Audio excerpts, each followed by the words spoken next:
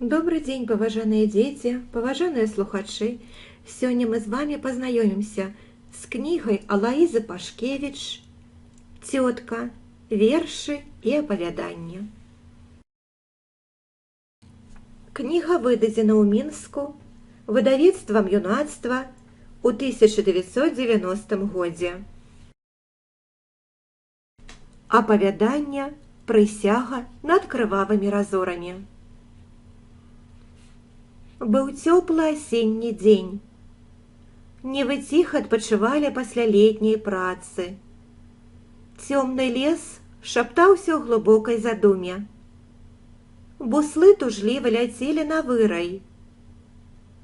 Гэтага дня маркотны згорблены пад цяжкаю хмарою невясёлых дум ледзьве-ледзьве поўз стары Мацей у поле.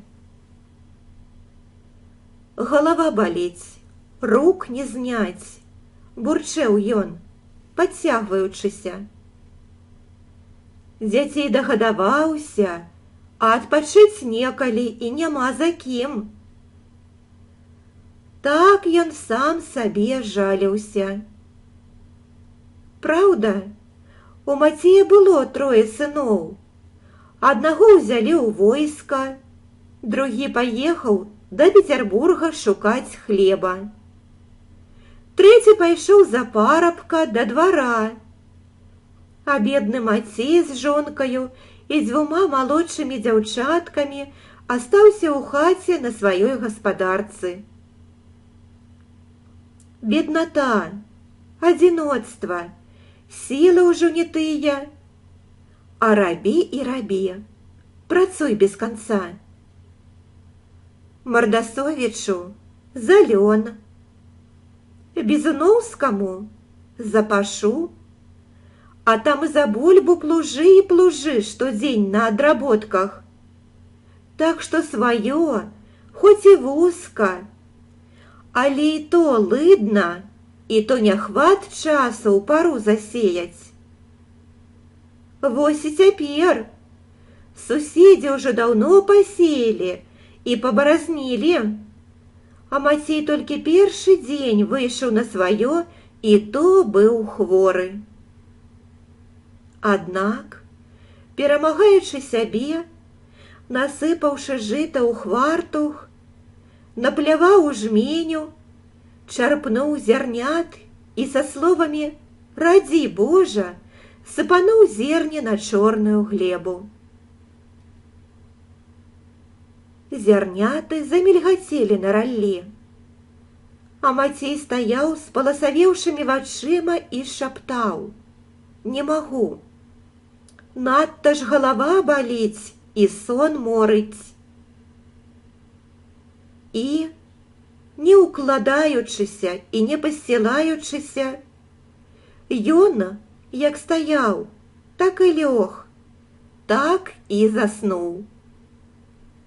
Спаў, як пласт, упоперак загона з раскінутымі рукамі.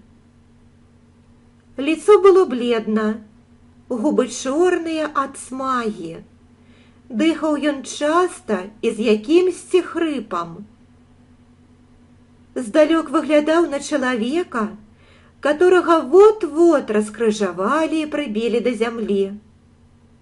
І так ён паволі канае. Мацей спаў і сніў. Сніў ён, што сабралася моц народу на яго ніве.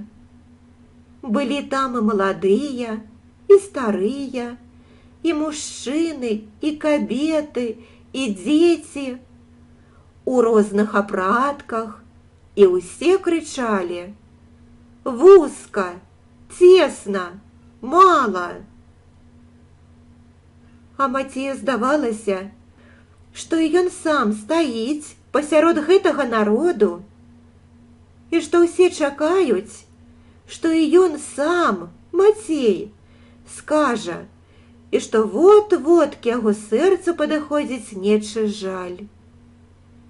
І што ён таксама пачынае крычаць: «Вузка, цесна, мала!» Аж, здаецца, выбягае сам сусед Астап, заціснуўшы кулакі, і крычыць яшчэ мацней ад Мацея. А скуль узяць? Скуль дастаць? Кажы, скуль? Тады захістаўся народ і зароў. Глядзіце, во прасторы! Во нівы, лясы, палі! Усё гэта наша! А Астап: лжэце, няпраўда, не дадуць, то казённае, дворнае, ні я, ні вы не маем права, не дадуць, паб'юць. Вось далей здаецца Мацею, што з цьмы народу выходзяць яго 3 сыны. Парабак дворны, салдат і работнік пецярбургскі, і становяцца на калені і прысягаюць громка, ясна, паволі. Мы дамо, мы сіла, мы права. Мацей абліваецца потам, сэрца яго б'ецца, і здаецца яму, што ўсё гэта спавіў туман. Толькі разоры стаяць, поўны крыві, і над імі вісяць 3 скрыжаваныя далоні. І раздаецца ціха ясны голас: мы сіла, мы права. 1906 год. Калі ласка, ставьте лайки, подписывайтесь на канал. Дякую вам за увагу.